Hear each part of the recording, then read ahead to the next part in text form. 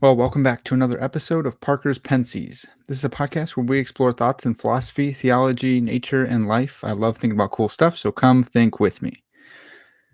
Today's episode is special because we're going to be talking about stuff that I have intentionally avoided for years. So I'm going to look like a fool. It's going to be great. I'm excited for it. I have with me Joe Schmid, and we're going to be looking at one of his recent papers that was just accepted into the journal Sophia, I believe. I'll ask him, but I'm excited to talk about it. We're going to be getting into an Aristotelian proof, specifically one by Edward Feser, and actually, it's going to get technical. It's going to get into one aspect of the first part of his two-part argument, so it'll be wild. So without further ado, let me just bring Joe in.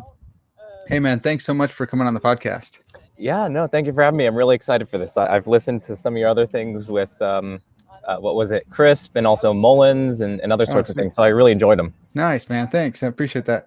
So I wanted to plug your book for several reasons. One, because it's good. The Majesty of Reason, A Short Guide to Critical Thinking in Philosophy.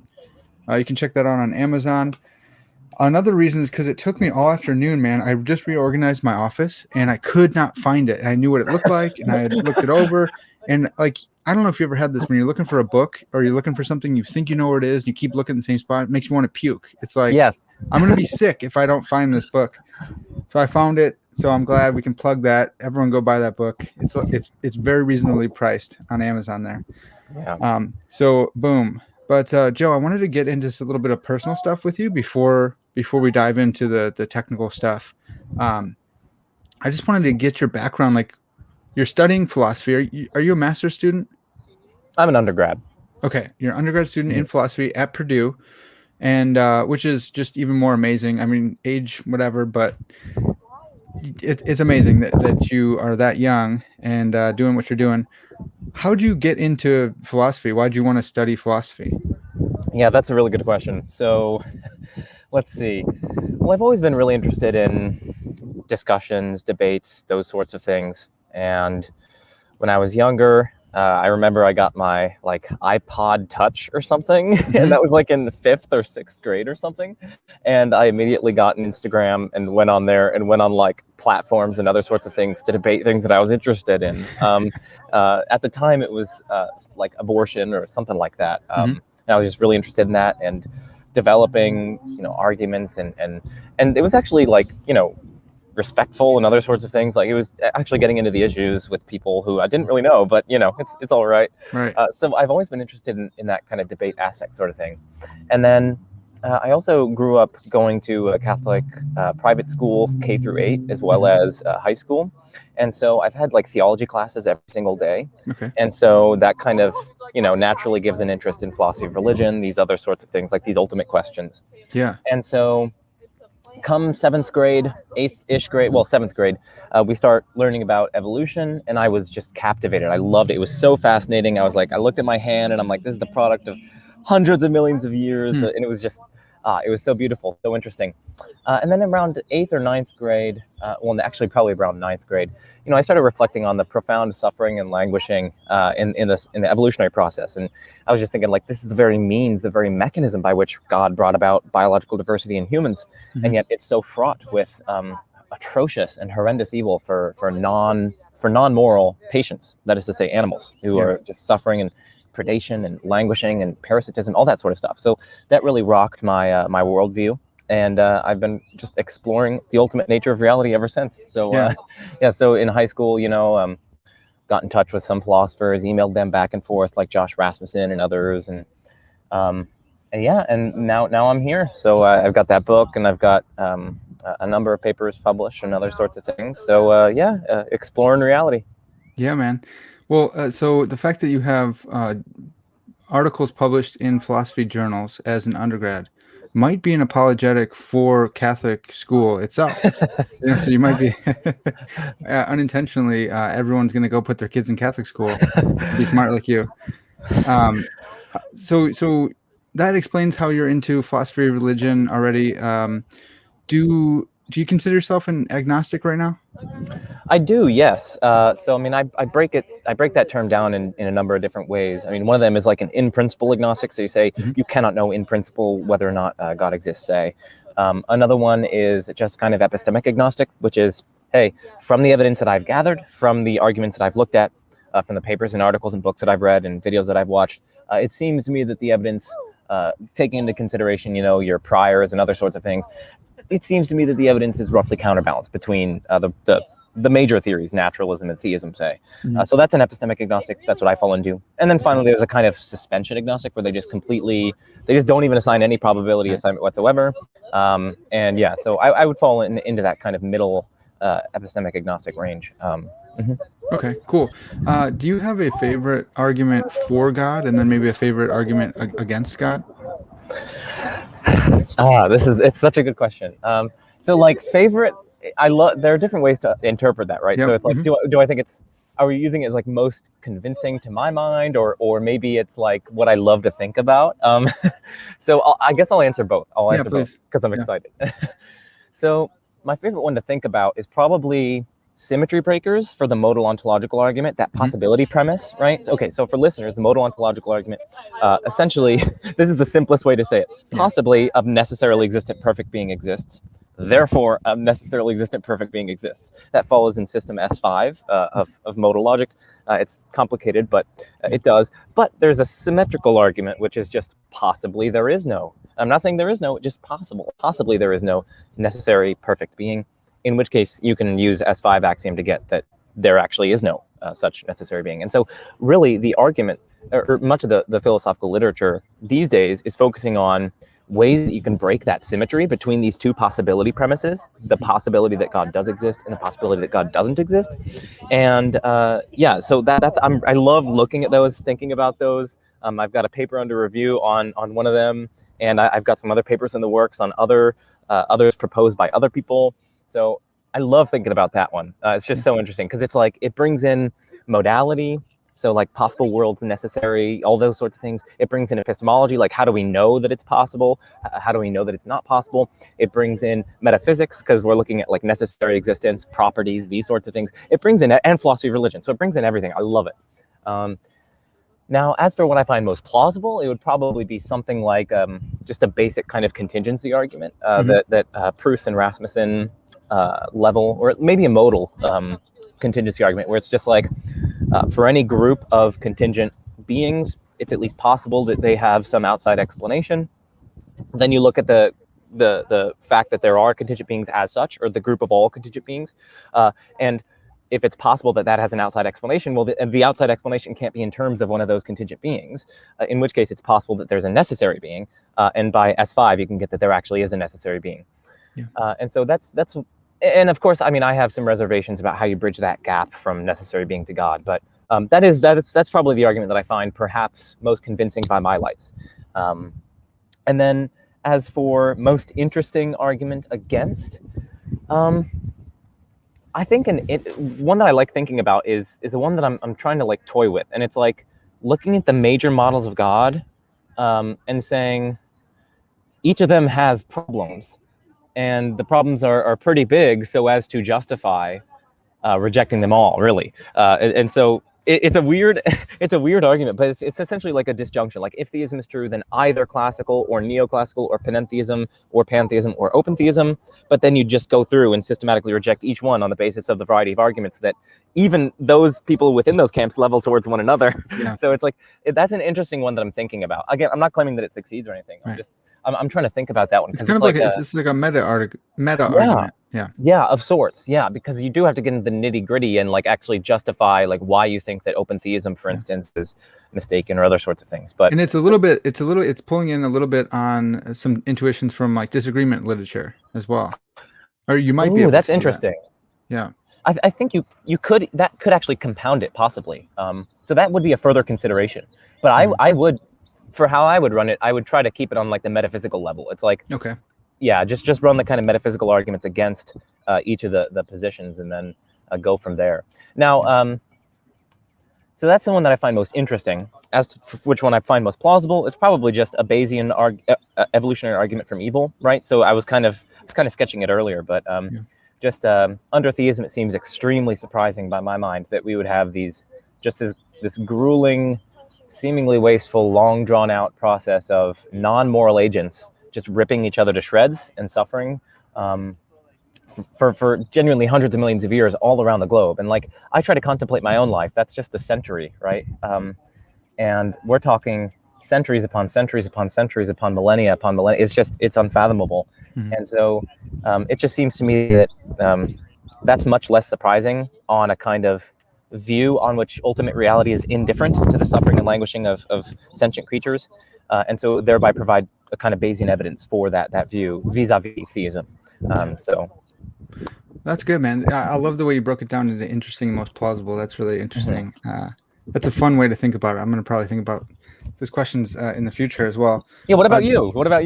Let's hear. Oh, well, you're not going to like this. Nobody ever does, but I like my favorite is the Transcendental Argument for God, and you could say, well, which one, right? Like, yeah. To me, it seems like I wrestled in college, and I like to lift and stuff. So sometimes I'll use like meathead references, and the tag to me is a meta argument, and it's a style of arguing. And to me, it's like the safety rack where I can go so far on anti-theistic arguments, but at some point I do think you're borrowing from my worldview, and it's the safety bar, and it lands. And maybe this guy's super smart because many people are way smarter than me, but thinking in more of a worldview manner. And I think, well, there's a lot of argument from different types of transcendental arguments from like philosophy of mind. And so the fact that I'm considering this, I think that my mind presupposes a necessary mind to make me, or one that I've been working on that I think is really interesting is the acquisition of concepts. And so the fact that I can think like Descartes. Yeah, a little bit. I love rational stuff. I love abstract. That's why I'm not into contingency stuff, because contingency and Bayesian reasoning is like, dude, I just need to work through it. I need to get good at it. But we can go conceptual, necessity kind of stuff. That's fun. So I think probably my favorite is I consider it a transcendental argument from concept acquisition. So the fact that I have the concept of table, I acquired that concept through a teacher, and it was my mom or dad, and they said, Parker, can you say table? Look, table. And they gave me the word and concept for table through this process of triangulation. So I like to follow Donald Davidson and his triangulation argument. And then someone taught them. So someone taught my mom. So we'll call her grandma. And then grandma learned that concept through a process of triangulation. And so then now it gets in. This is why I want to learn in contingency and infinite regress, because either I think there's a trilemma of a infinite regress of finite minds triangulating with each other to pass down concepts, or you got concepts and speech from non-concepts and non-speech, which I think there's this thing, the aspect problem, I think is a big problem for acquiring concepts from non-concepts, because you don't know what aspect you're talking about unless you have language. Or there's a necessary mind who began the process of triangulation with a finite mind. That's the one I think. So if that were sound, then this necessary mind would be the precondition of my thought about tables. And I do have thoughts about tables. So that's probably my favorite and most interesting, I think. For against, sometimes the size of the universe, and it's sometimes it's the size of the universe, where it's just like, dude, there's so much here.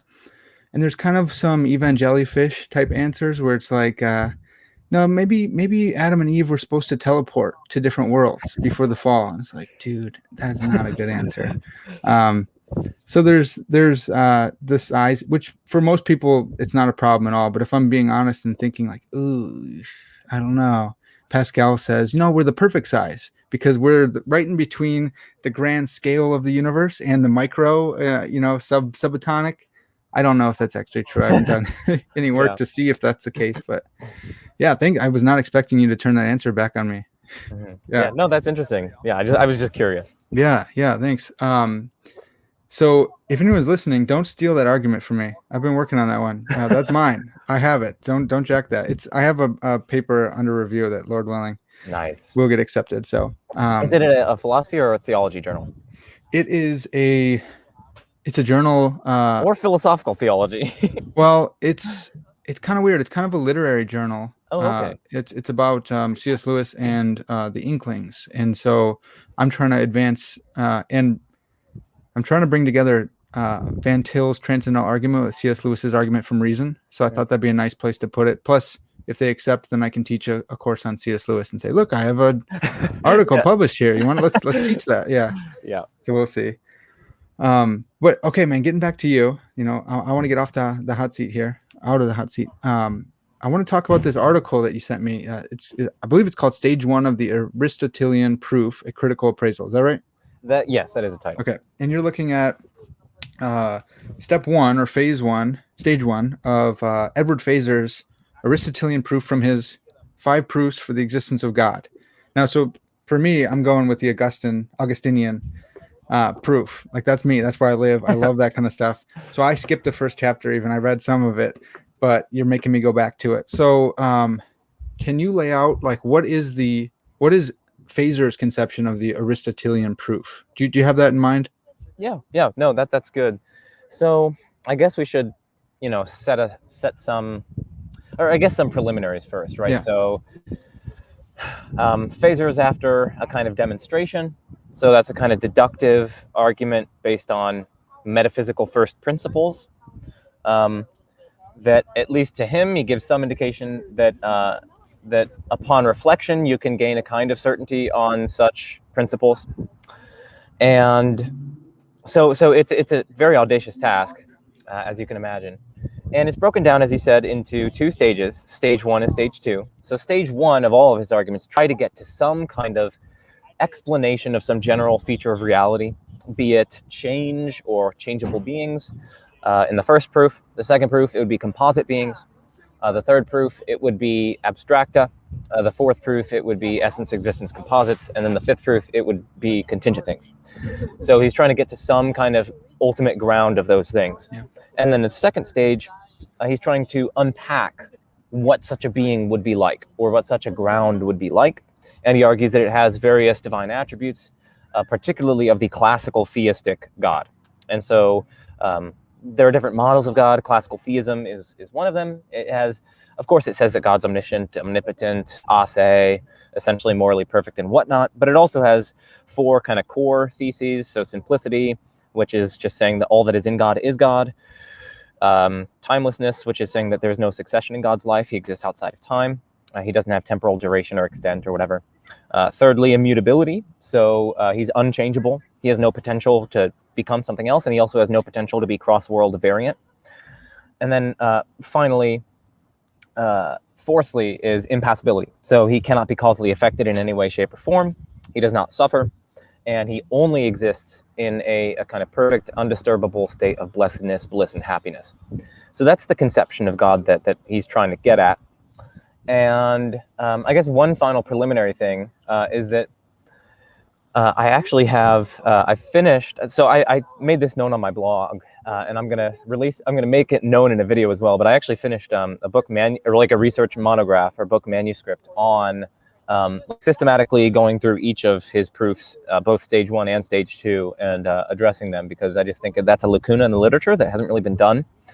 And so it's like 104,000 words, and I'm developing some new arguments against classical theism based on abstracta, for instance. So there's this book, as you know, like 24 or so arguments against God, or no, 24 or so arguments for God, and in there they have some really interesting arguments for abstracta. And what I'm developing is I think that you can actually use those arguments that like Tyrone Goldschmidt and Lorraine Keller and others had developed in there, and like Christopher Menzel, I think, and you could use those actually against classical theism, as well as a lot of other stuff from abstracta and explaining differences across worlds and lots of other really cool stuff. So yeah, I just wanted to have that as a preliminary, just to keep that on people's radar. So, well, Joe, you piqued my interest here. I just want to just really quick. Do you go from abstracta to saying that God must have parts then? If if the abstracta exists in his mind, or are you going So a different direction? it depends. It depends on which argument we're thinking of. So Menzel, for instance, he talks about the contingency of the set theoretic hierarchy. Like it's only contingently as high as it is. And he says that a kind of theistic intellectual activism can provide a good explanation of that, whereas non-theistic set theoretic realism can't. And I argue that under classical theism, you're not going to be able to have that kind of contingent intellective activity, because all of God's activity is metaphysically necessary and whatnot. Because everything about God is metaphysically necessary under classical theism. There's no contingency in God. Just for listeners, there's no contingency in God. There's no actuality. There's no potentiality in this classical conception of God. It's pure act. So that would be everything a is problem necessary. for classical theism. Yeah. Yeah. So I think that even Chris Menzel's argument, I believe he's the one who gets the set argument. I could be mixing that up, but so I think that would also, and like Lorraine Keller, she argues for multiple propositions that exist within an intellect. And so it seems to me that this kind of multiplicity of what's called positive ontological items, that is to say anything that has any kind of being or existence or positive reality, if we have this multiplicity of positive ontological items within God, well, then it's false that all that is in God is God, because we have these distinct propositions, say, or distinct concepts or whatever. I mean, William W. Matthews Grant, so many authors are like, whatever is intrinsic to God is God. If that were false, as Stephen Dubey and James Dolezal point out, like, if that were false, then there would be something that is not God. There would be something that is distinct from God, without which God wouldn't exist. So he'd in some sense be dependent on something. And so this strong doctrine of aseity leads them to say, no, all that is in God is God. But if you got these multiple propositions which are in God, then it's false that all that is in God is God, because you have this kind of real multiplicity within God. Now, there are lots of distinctions and other sorts of things that you can draw there. And that is different from the kind of contingency of the set theoretic hierarchy that I was pointing out. I just leveled kind of two different considerations. That's really interesting. And the second argument you're talking about with Lorraine, I forgot her last name, Lorraine Keller. Yeah. Keller. Yeah, I think it's like one of the first arguments in the book. But that one is one that is kind of got me teetering on simplicity, where I'm like, how do I make sense of it? Because I love that argument. I really like that. It's similar to the Augustinian proof. It's similar to Anderson and Welty. So far, what I've heard is that, the propositions exist in God's mind eternally, but they're thoughts, and thoughts are like actions. And so classical theists believe that God can act. Some do, depending on what we mean by act. And so if he can act and we can make sense of his action, then we can make sense of his thoughts as actions. And so that's a whole thing I'm into. We don't have to talk about that anymore, but that's really interesting that you picked up on that one as well. Yeah. And so, again, there's so many fun avenues, that abstract chapter. Anyway, so getting back to, I just wanted to make, I guess, the audience aware of the book. Well, it's relevant because we're setting the stage, really.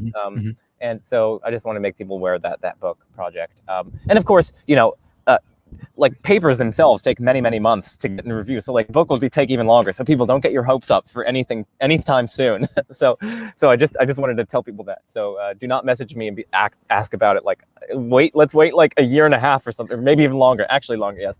So back to the proof. So we talked about the demonstration. We talked about his conception of God and whatnot. And now I think we could probably set it out.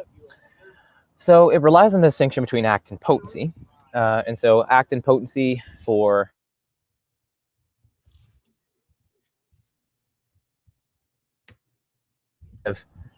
analogical conception of being, where being is said in different ways.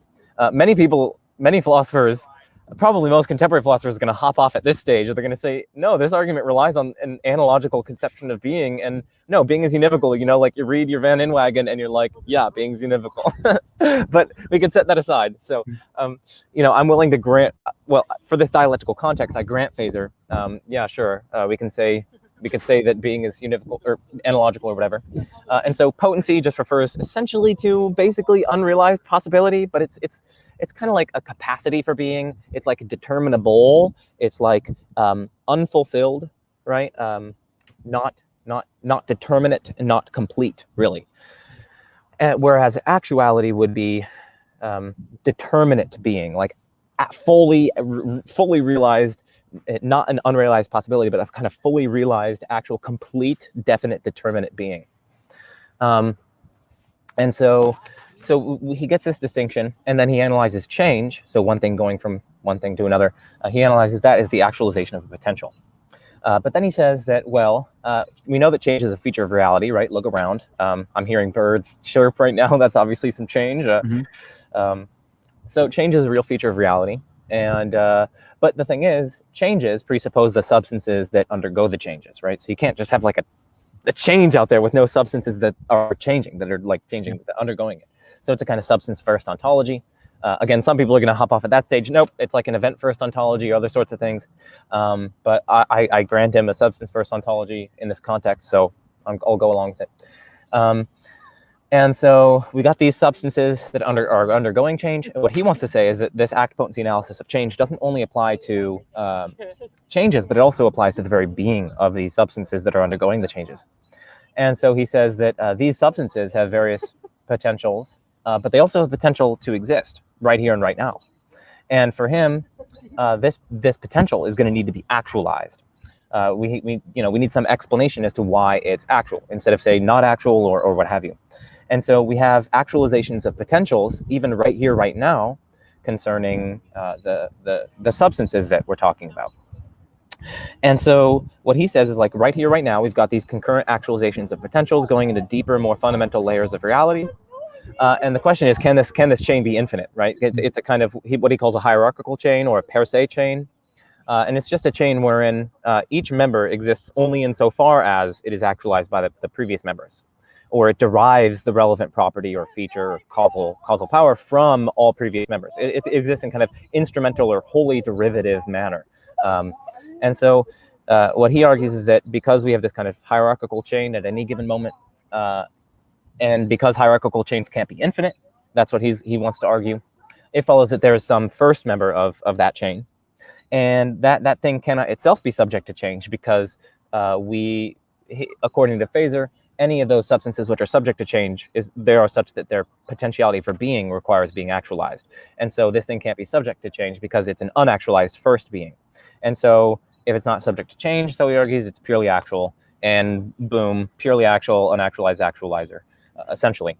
So yeah, and that would be the conclusion of the first part of the argument, which he then goes on to say, and this unactualized actualizer we call God.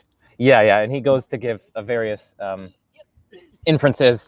I actually have a paper under review on stage 2 of the Aristotelian proof, because I also don't think that his inferences there succeed, but we can, we don't have to get into that because that would take us way too far afield. We got enough on our hands. So I guess I do want to quickly, just before I turn it over to you, I do want to quickly say something about that, the debarring of infinite Pensées chains or something.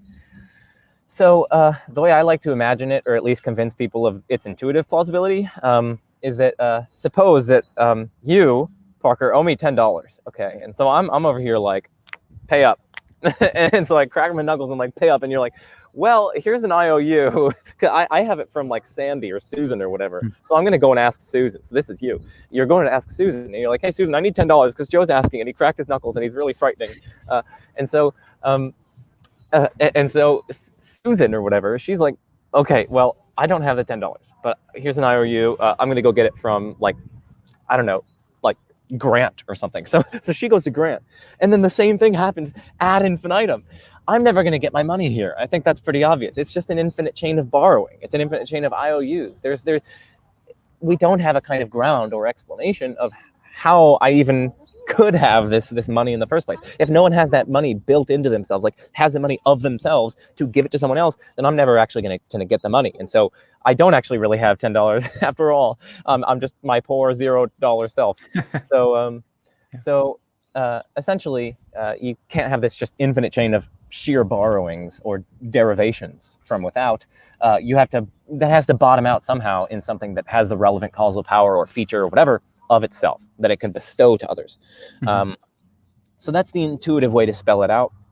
That denial of an infinite regress. So in my paper, I actually grant Feser as well that you can't have infinite regresses of Pensées chains. I think there might be ways that you can question that, but again, I don't really take a stance on it. I mean, I find it reasonably intuitive for the reason that I gave, but I don't even touch that in my paper. So, but yeah, that's stage one.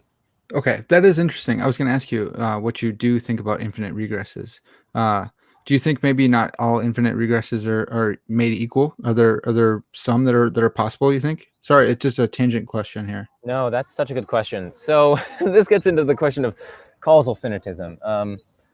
Right. So Feser distinguishes between per se chains, which are kind of like hierarchical. It's where you have a derivative thing. But there are also per accidens chains, which each member in that chain actually has the causal power or property of itself. It doesn't like wholly derive it from another, but they can nevertheless like cause one another to say exist or come into being or have that relevant causal power. I always think of like temporal versus like foundational, right? So it's like you're going backwards versus going down.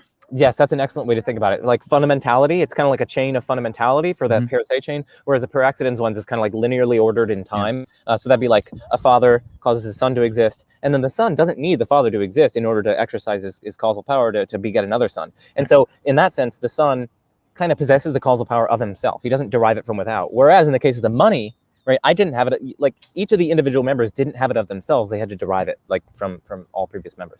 So,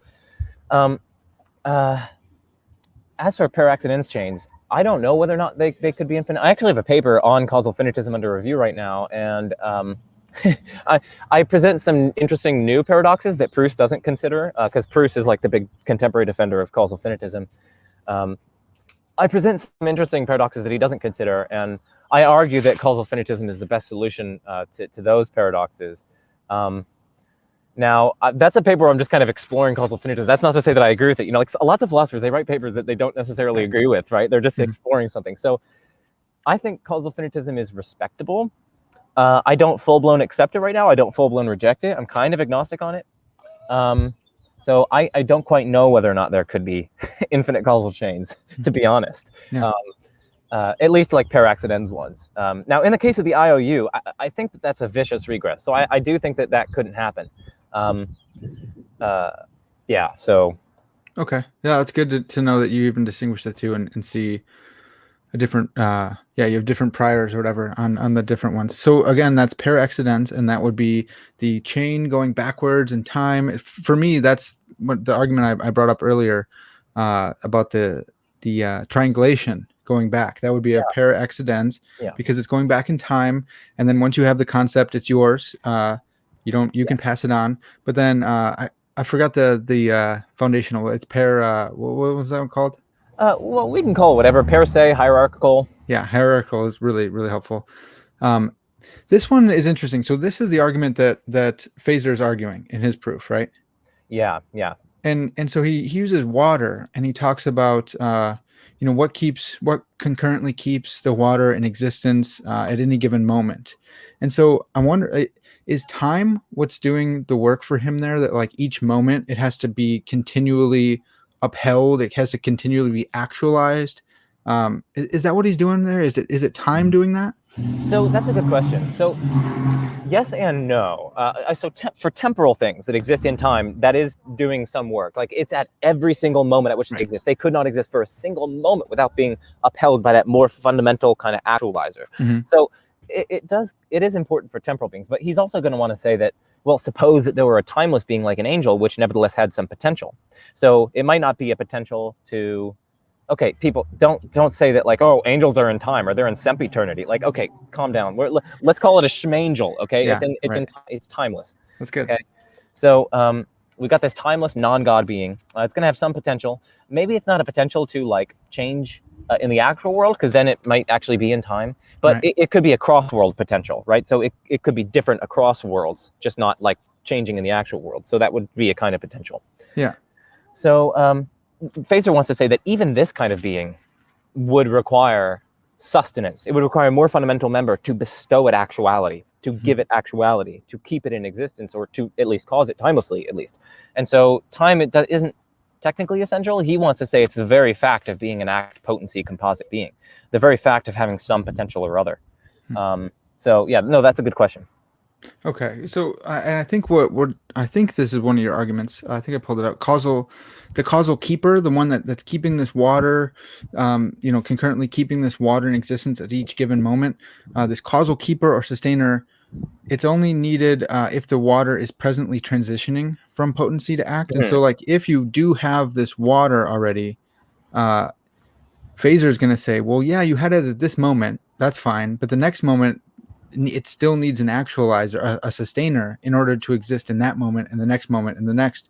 And you're saying that's only if it's not being actualized already. So it's not water. So it like goes back to something less than water in this moment. It has to be turned in again. Maybe I'm getting that wrong, but could you No, flesh that out for that's us? really close. That's close. So, right. So the causal principle, roughly, that Feser wants to use is something like, um, whenever a potential is actualized, that is to say, whenever a potential transitions from potency to act, or becomes actual, or reduces from potency to act, there is some actual thing that causes that.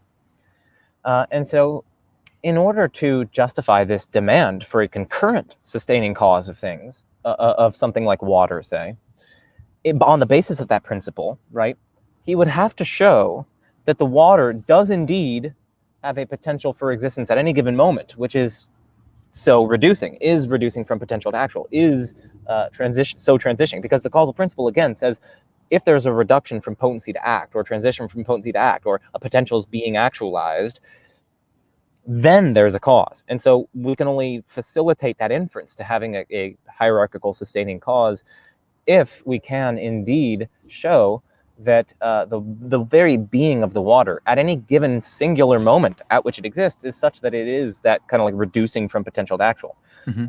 And what I want to say is, like, Feser has simply not justified that. Why think that? Why can't it instead simply be actual, possibly be, let's say, different, or possibly maybe not even exist? But it's not the case that there's this kind of potential that's going from potential to actual, or something like that, at any given moment at which it exists, or some kind of like reduction from potency to act, or what have you. It's just it's kind of like actual simpliciter. It's not an actuality that consists in a reduction from potency to act. So that's kind of what, and I flesh this out in greater detail in the paper, and it's hard to explain without actually like writing it out. But It is super hard, and I always like to remind the listeners here, like, this is a conversation, and we're getting into stuff, but we're talking about it, and it's much harder than putting it in propositions. Even though that's pretty hard too. I mean, you read the paper, and it's difficult, but it's it's different. It's different talking about it. We're gonna be able to talk about different things. We're gonna help intuitions maybe a little bit more in this conversation than we would by proposition after proposition proving it. But to me, your position seems so reasonable. It doesn't seem like water is reducing out of a position of actuality back to potentiality at every moment that it needs to be reactualized or anything like that. Maybe I'm just not getting what he's saying still. yeah, so there is a kind of ambiguity there, and that's what it makes it difficult, because when I was writing this paper, it's difficult to see exactly what Feser is trying to say. Mm-hmm. At some points, it sounds like he might be saying something along the lines of, well, I don't mean that it's reducing or transitioning from potential to actual. I just mean that it's actual, but it like could be otherwise, and so we need an explanation of why it is actually this way, and that explanation would have to be in terms of something actual that's more fundamental. So sometimes he talks that way. But other times, when he's leveling his causal principle that whatever reduces from potency to act requires an actualizer, right? In that whole chapter, he talks about whenever a potency becomes actual, there needs to be something that causes that, and he goes through all these examples of potencies becoming actual and so on. So he seems to need that kind of transition from potency to act, because of the causal principle that he uses. And so that's really what I latch onto in my paper. And I just don't find that plausible. And yeah, so.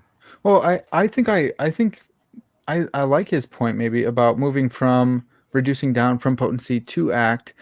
But it seems like once you're in act, why would it need to reduce, or why would it need to go back up to potency?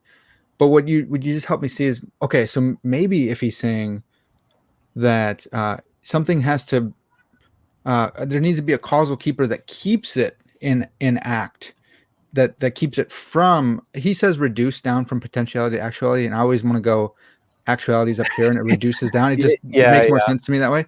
But something a causal keeper that keeps it in act and keeps it from moving out of act into potentiality or out of being or something, that makes a little bit more sense to me. Yeah. But yeah. Well, I mean, I do think that makes a little bit more sense, but I still, right? I'm still thinking, like, why? Like, give me the reason, right? Like, why would it suddenly revert back to like non-being, as it were, or something like that? You know, like, why would it, absent some kind of causal keeper? It's like, why? Like, it seems, I don't know. I mean, if you just have a particle existing in empty space, say, and there's nothing that's there to destroy it, and there's nothing that's trying to pull it apart or anything like that, does seem kind of intuitive that it's just going to remain there. That's a form of stasis. Yeah. Is this the idea of existential inertia?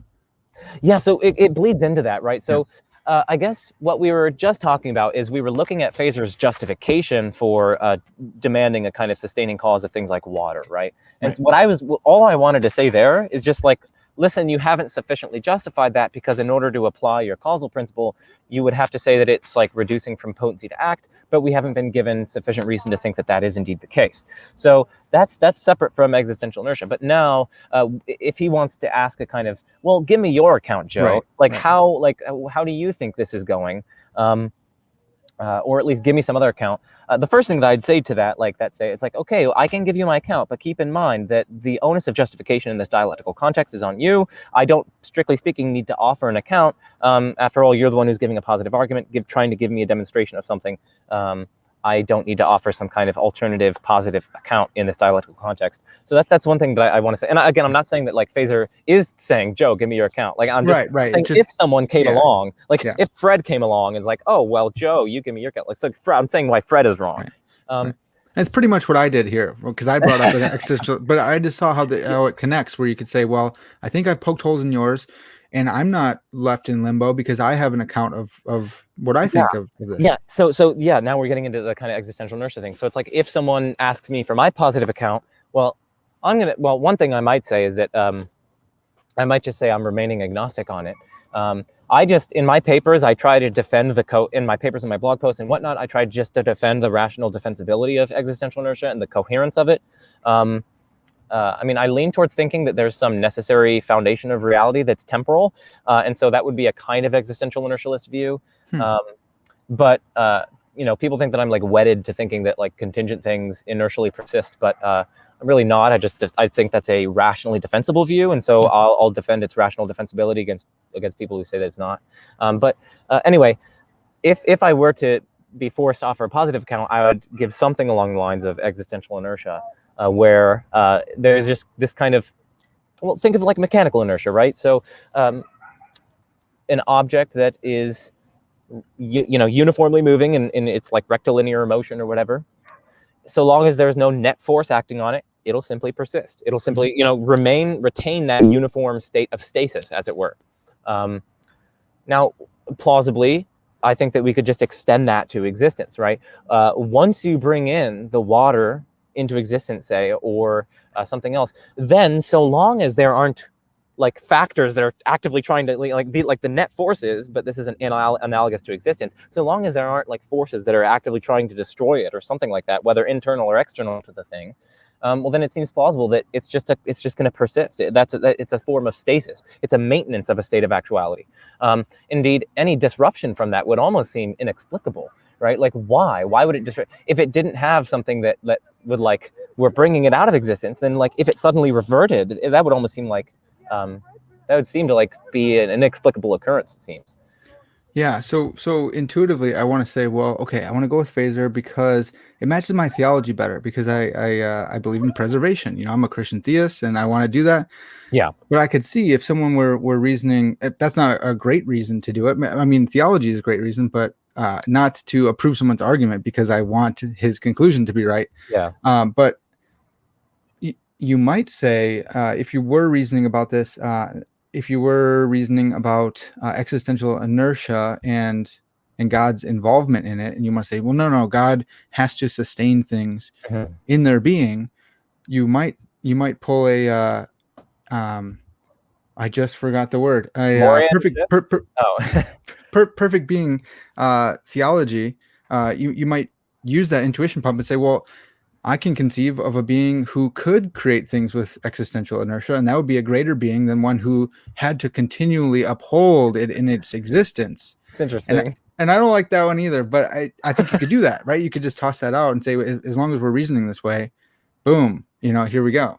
Yeah, that is interesting. So like one thing that I do want to say, and I just want to affirm this, is like, right, there are so many different ways someone could be justified either in accepting or rejecting existential inertia that don't have to do with like the Aristotelian proof or anything Feser says, right? Like someone could easily, for instance, have a religious experience on the basis of that, accept the Bible say, and then on the basis of the Bible say, they think that it says that God conserves things in being, and then accepts that God conserves things in being.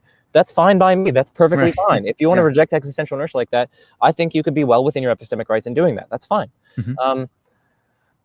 So again, there are so many different ways that one could be justified either way. And I just want to affirm that, right? Like I'm not saying that, like there's no possible reason against existential inertia or something like that.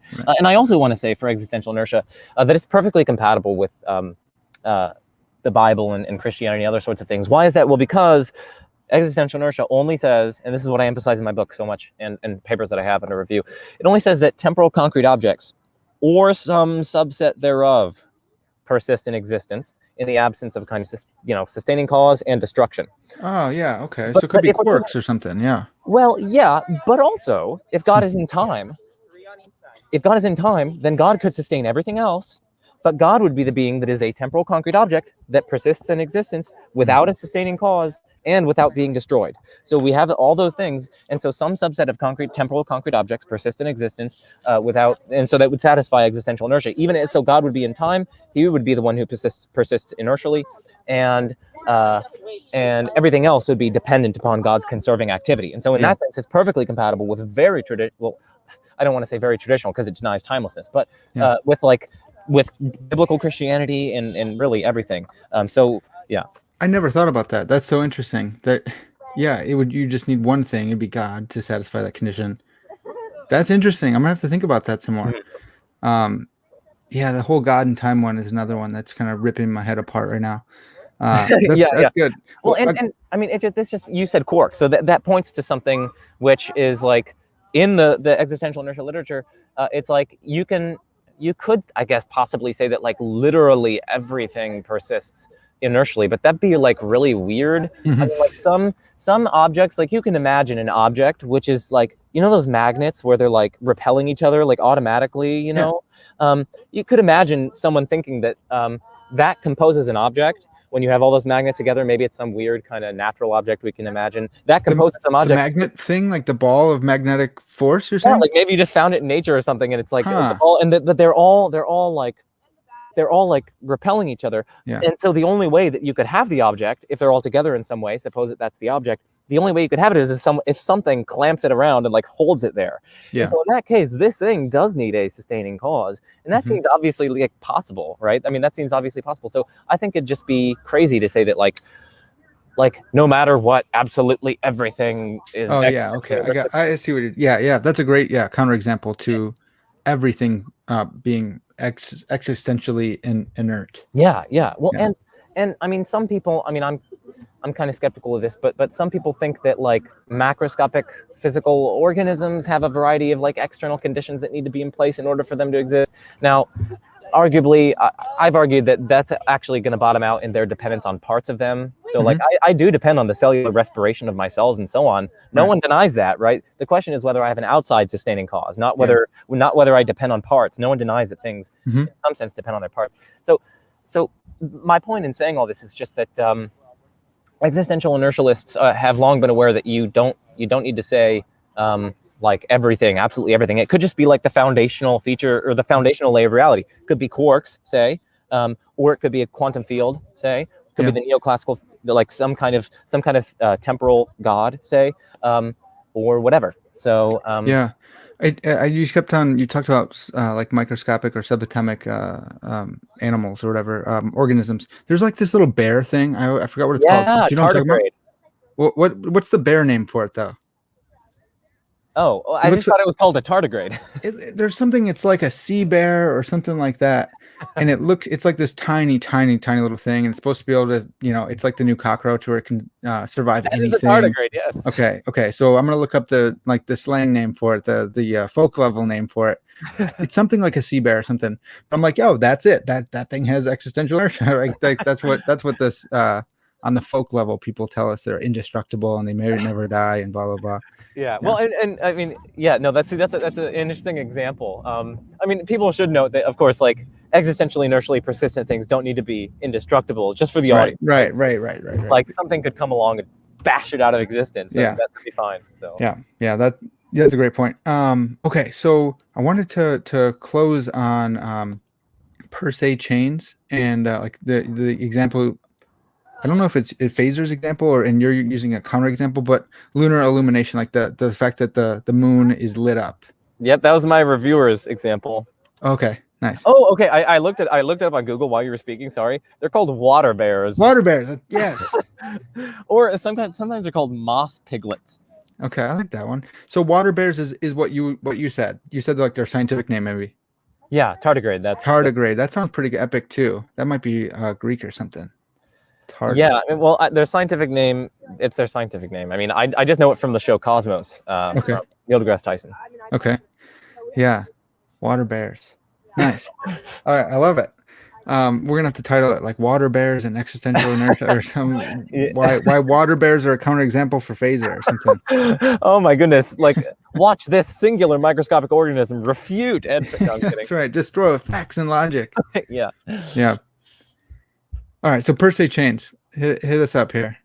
Yeah, okay. So in my paper, I have this long, and this section originally was I kind of threw it in there in the paper. I didn't really originally like care too much about this section, but like a reviewer like honed in on it, and they were like objecting to it. And I'm like, so like I could either delete it or I could spell it out further, and so I just decided to spell it out further. So I wasn't particularly wedded to this section, but it ended up turning into like a monster, just because it's so technical.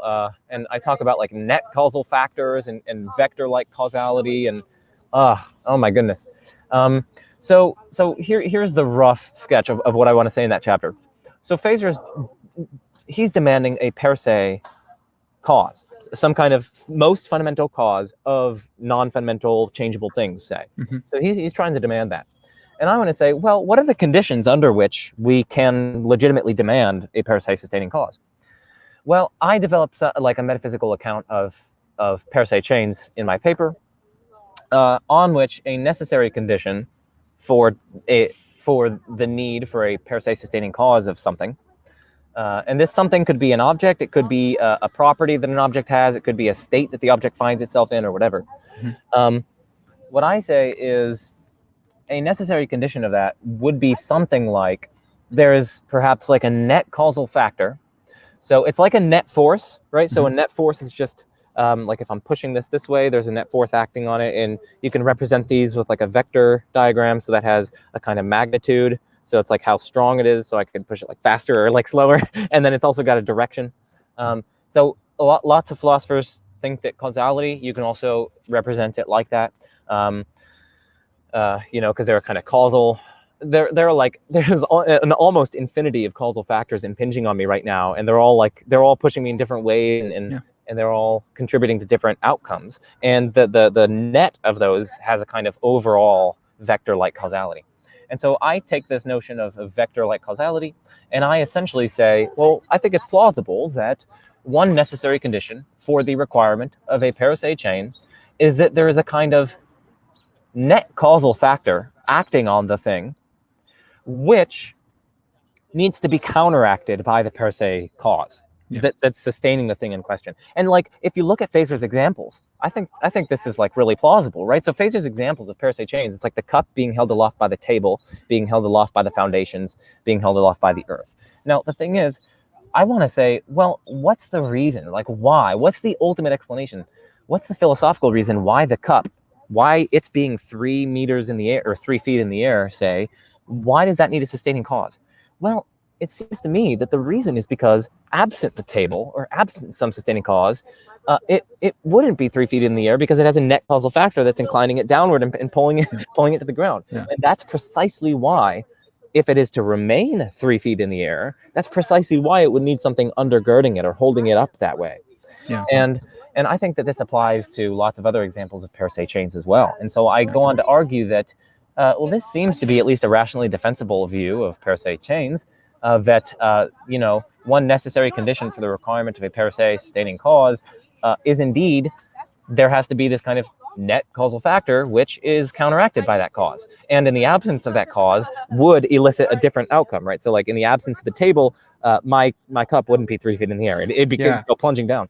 Well, real quick, so for those who are totally mind blown right now, so the net causal factor, if I'm getting this right, you mentioned yourself, and I like thinking about you here. So you have all these factors going on. You have like, you're being held together. You have hydrogen bonds that are going on, like holding you together. You have other forces. You have gravity, and so the net causal factor for you could, if you were going to draw it, it'd be an arrow down right now on top of you, because gravity's like pushing you, not pulling, I guess, right? Yeah, well, there's also the normal force that's acting back up, so it might cancel that out as well, because I'm not accelerating downwards, right? So the normal force is equally counteracting that gravity. Right. So that's one of the point I wanted to make, that that normal force is keeping you sitting right now. Yeah. So that's like that's like the counteracting. Yeah.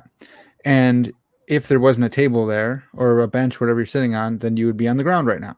Mm-hmm. Yeah. Exactly. Oh, exactly. That's a good one. That's a good. So I think that's a like a good application of it. And so what I want to say is like, okay, so it seems plausible to me that that's a requirement of, or that's at least a necessary condition of when some object or some state or some property would need a per se sustaining cause. It seems to me that there would have to be this causal factor, which in the absence of the sustainer would be a net causal factor that's inclining me toward the opposite outcome. So like falling to the ground, say. So then I just argue that Feser hasn't justified why this necessary condition has been met.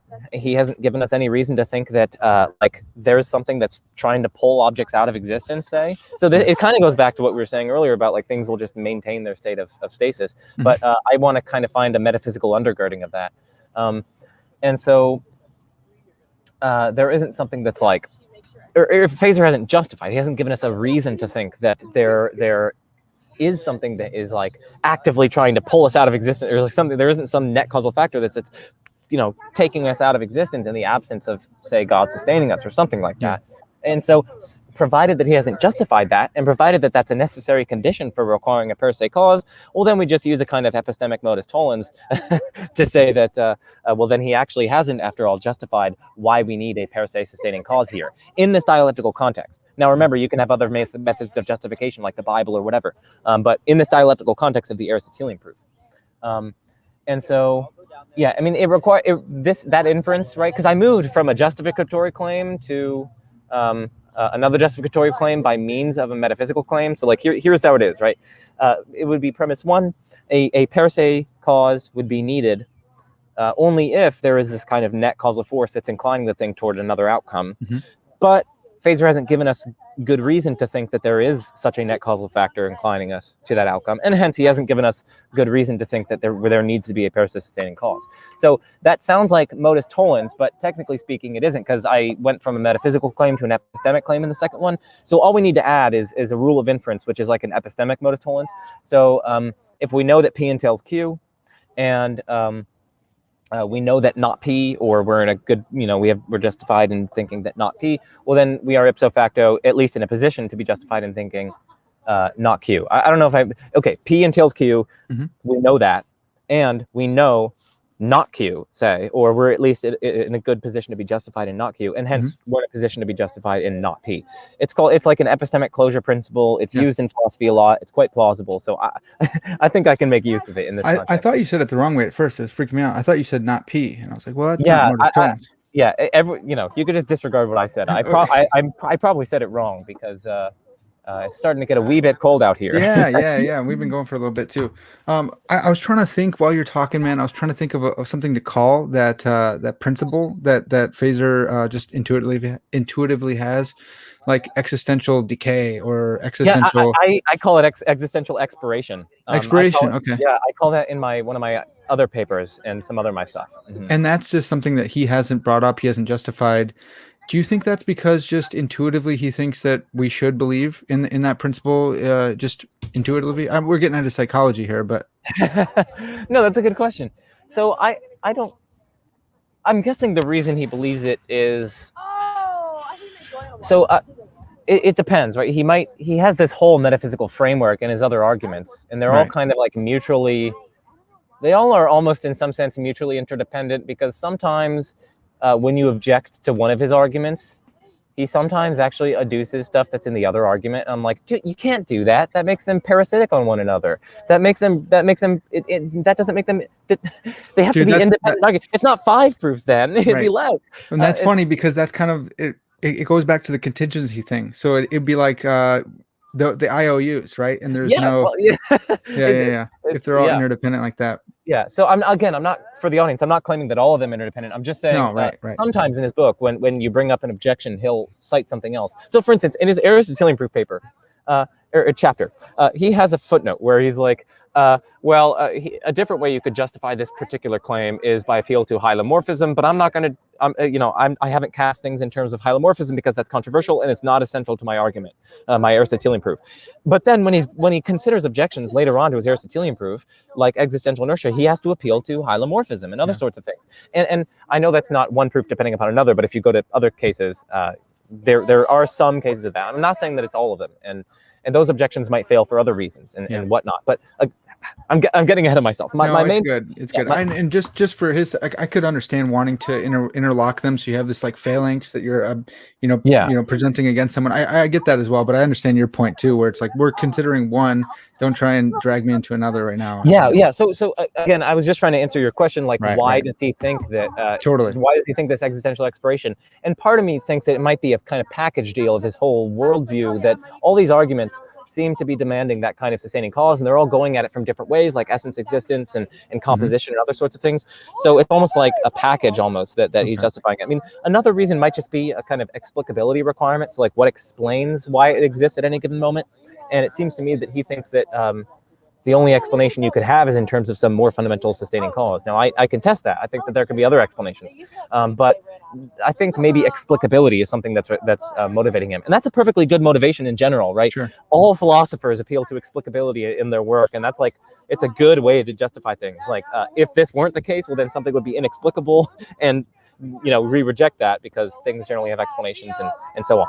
So, yeah, that's just a long-winded way of saying that I think it firstly is probably a package deal, but secondly, he probably justifies it by appeal to explicability. And then finally, again, just for the audience, I'm not trying to allege that Feser does indeed have all of his arguments are parasitic or anything. No, I'm not saying that. I'm saying that on some occasions, in his book, when he's replying to a specific objection, say, or what have you, he makes appeal to something else in another proof or what have you. Yeah. And to me, that seems as though on those occasions that makes the relevant argument in question not independent. So yeah, and that's a good point too. And again, for those listeners who are unacquainted with philosophy and how it works, you could totally like someone and want to shred their arguments to bits. You could respect them, and actually part of respecting someone is taking the time to go at their argument. That's like a big deal, which is so weird.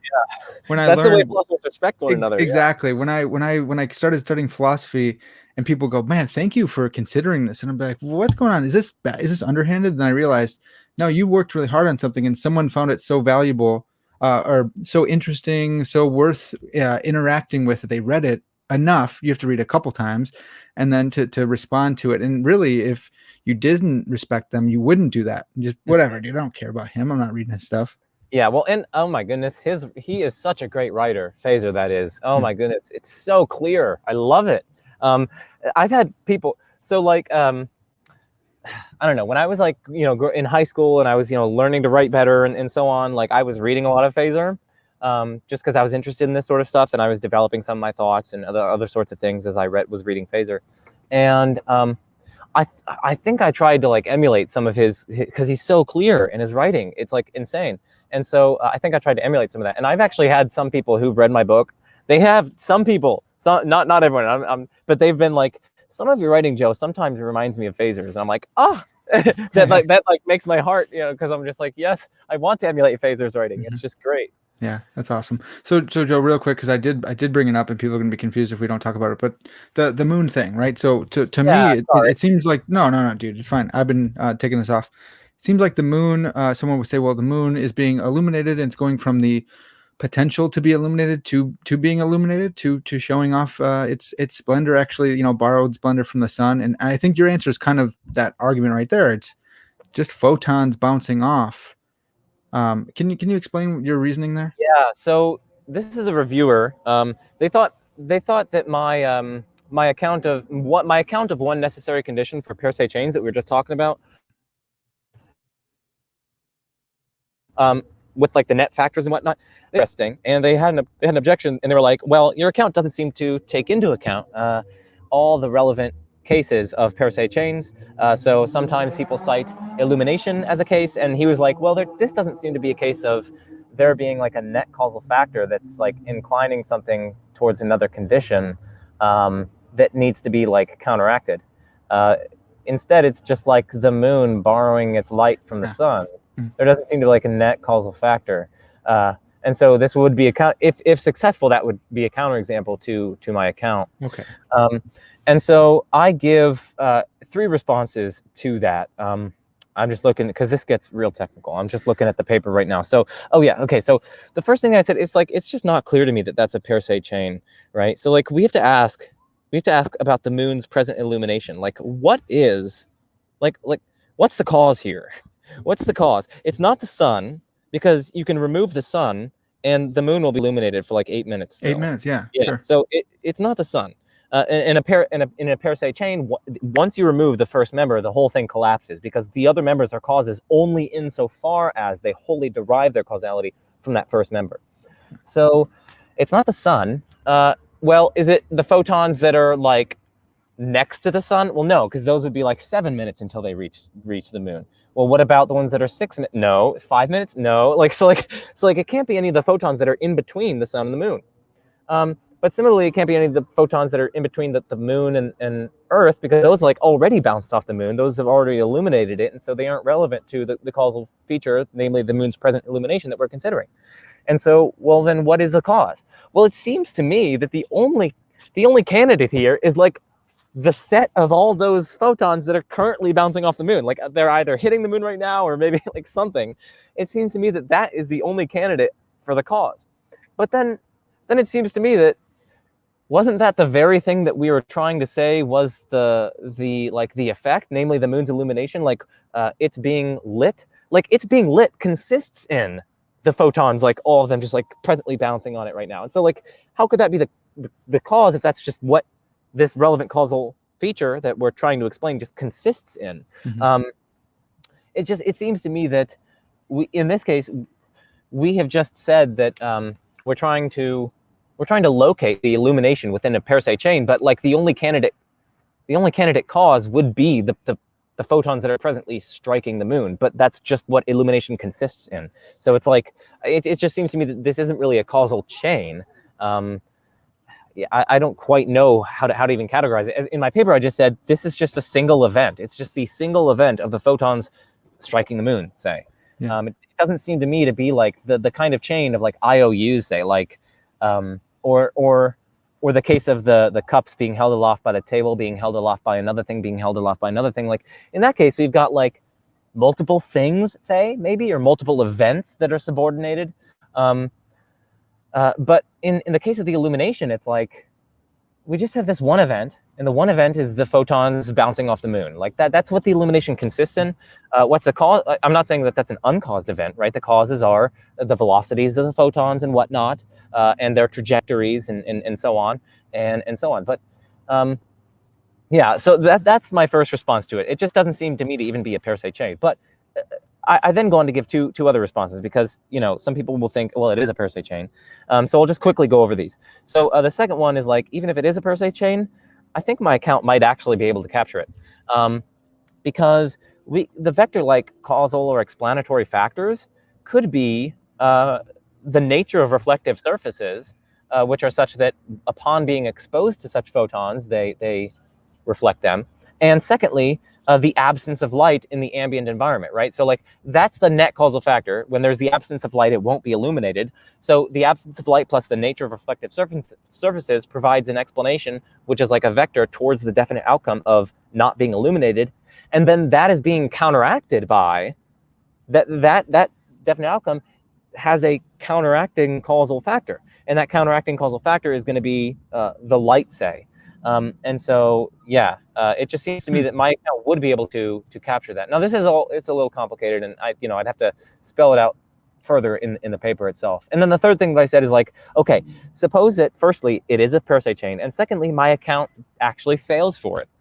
Even then, it seems to me that we have an undercutting defeater for the Aristotelian proof, because what reason does Feser have to think that the actual existence of the water, say, is more relevantly like the case of illumination than the cases that my account does capture, right? Mm-hmm.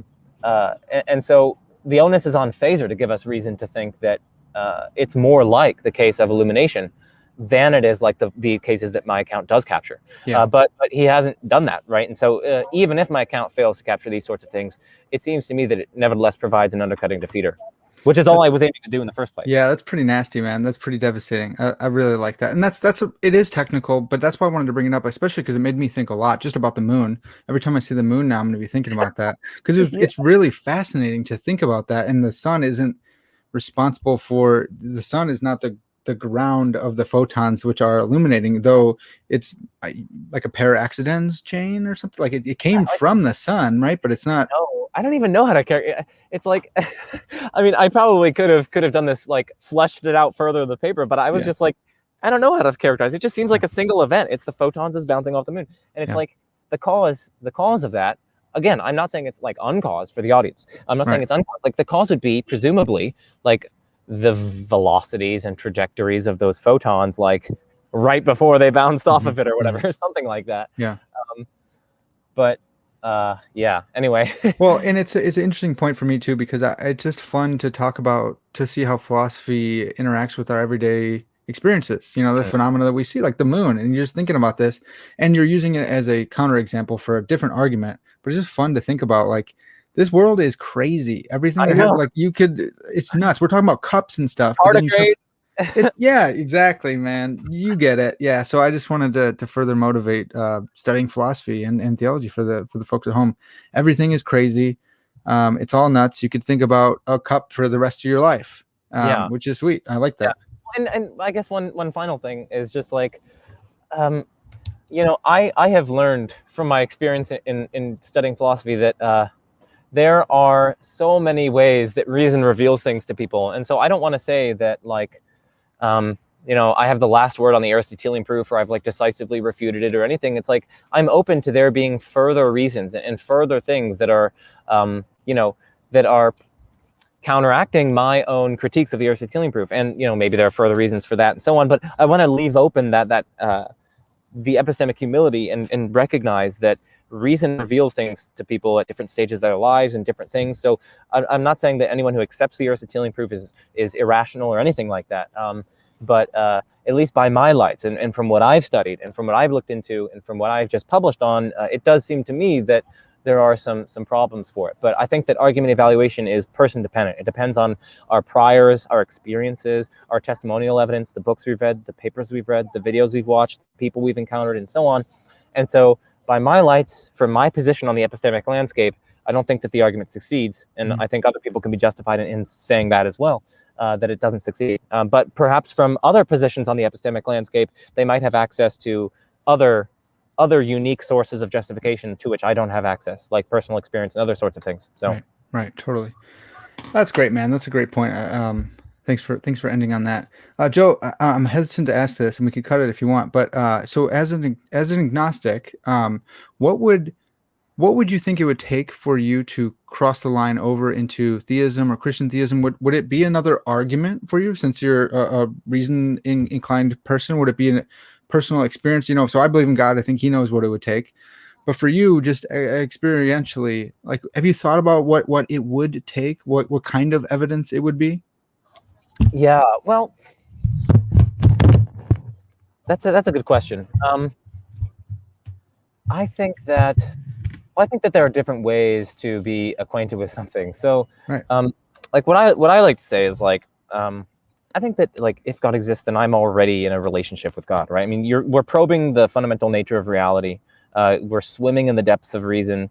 And I think that if God exists, that's like swimming in the depths of God, really, and drawing closer to Him in virtue of doing philosophy, and in virtue of loving truth, in virtue of cultivating intellectual and moral virtue and whatnot. And so there's a sense in which I want to just say, like, well, if that is indeed true, well, then I'm already trying to cultivate a relationship there, and other sorts of things. But as for like the more explicit kind of doxastic affirmation, which I don't think that's, I mean, I just don't think that's as valuable as genuinely trying to cultivate these moral and intellectual virtues, genuinely trying to love others, genuinely, trying to seek truth with all your might, really, and serving others in doing so, like what you're doing on your podcast and other sorts of things, right? So I think that that's more important. But when it comes to the explicit doxastic side of things, like the belief related, like what I propositionally affirm, Yeah. I do think that would perhaps, I mean, it could take either lessening the strength of the arguments that I do take there to be on the side of the naturalist. So that could be one way. Another way could be adding perhaps more arguments on this side. It could be strengthening the arguments on this side for theism. It could be weakening the arguments on the naturalistic side. I think there are different avenues, different ways. So perhaps like altering my probability assessment some way or another through perhaps another argument, but I'm guessing it would be seeing an old argument in new lights, really. That's interesting. Yeah. That's really interesting, man. That's cool. I'm glad you didn't say like him writing your name on the moon or something like that. But no, that's really good. That's like, when I think about that, I mean, I'm just like, I mean, I feel like I would almost be like, I must be hallucinating or something, like, right. I want it to be, I want to own it, right? I don't want God to like force it on me. Like, I want to be the one who's like growing in this relationship, growing in my spiritual life or whatever, like to be the one who's discovering the argument or coming across it and wrestling with it and so on. It's like, that is a much more valuable way to do it than like, I just happened to look at the moon and it was written on there. Like, come on, that's like cheating, like, where's the adventure in that? That's a great point, and it fits with what I've been working on with an authorial analogy for the God-world relation. Like, that would be a bad author. That would be Deus ex machina. It wouldn't fit with your historical conditions for free will or moral responsibility. It wouldn't fit with your, it wouldn't fit. It doesn't. He could, and he, like, I believe the Bible, so I believe he did writing on the wall kind of stuff, but that wasn't Joe. Believe in me, God. I was here, God, right? Yeah. And I would think that I'm like, there must be some, like, I'm listening. Like, I don't know. Like, I try to, I don't know. It's like, if I have all these arguments on both sides, it's like some experience. Like, sometimes I do contemplate this. I'm like, maybe there is some reason why, like, I don't like have any experiences, like genuine, like religious, like maybe like God knows my dispositions, and He knows that if I were to be exposed to like some kind of just like really like in-depth experience or like emotional or other sorts of things, God knows that I would just write that off, and like that's just my, that's just, I don't know. It's just the effects of psychological and other sorts of things that I would be like, God knows that I'm responsive to arguments and other sorts of things. Yeah. And so that's the means by which, if God exists, He would try to reach me, it seems to me. Yeah. And so I'm like not surprised like that I don't have any of these sorts of religious experiences or other sorts of things. I'm like, I think God knows that like, if I did that to Joe, he'd just write it off. So like, I need to find him in another way. Yeah. Well, and again, man, that goes back to kind of the worldview analysis, and you're going to interpret that data that's presented to you based on your prior probabilities, based on your presuppositions, based on exactly what you're saying, and your intuitions and what you value, and your dispositions. Like, I don't know, it's your whole person, right? Yeah, it really is. That's why I see epistemology as just extremely unique, right? And it's so unique to each individual, what justifies them, their priors, like their dispositions, like again, I'm not saying that kind of like religious experience and those other sorts of things can't justify someone. I think that like given their constitution, like that could be a perfect way that God, say, could reveal himself to Yeah. them. And like, given my constitution, God knows that that's not the way to reach me. Right. And you may not be justified too. The same evidence might be justified for one person and not another based on their causal history there. Exactly. Yeah. So the same sorts of things. Yeah, that's interesting. Thanks for answering that question, man. That was this has been really fun. I really appreciate you coming on and talking. I'm surprised that you were even younger. I didn't want to bring that up because I don't think age should have to go into it, but it is interesting to note that. Yeah, age is unfortunate. But oh well, we're all getting closer to death. That's right. That's great. Yeah, thanks for leaving the listeners on that positive note. Yes. Yeah. Well, Joe, how can people find you, interact with your stuff? So I have a Telegram. No, I'm kidding. So let's see. YouTube. I'm at Majesty of Reason. You can check that out. I got some lit philosophers on there, like Rob Koons, Josh Rasmussen, Graham Oppie, all sorts of people. So really fun stuff on the YouTubes. Let's see, my book, it's on Amazon, Majesty of Reason. Yes. Boom.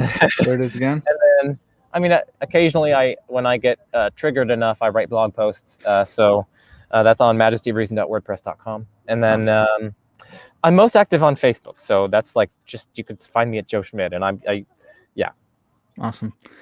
Well, sweet, dude. Thanks so much for coming on. This has been really fun. I'd love to have you on again, talk some more of your craziness. That'd be really fun. But that's going to have to do it for now, folks. This has been Parker's Pensées. And as always, all glory to God.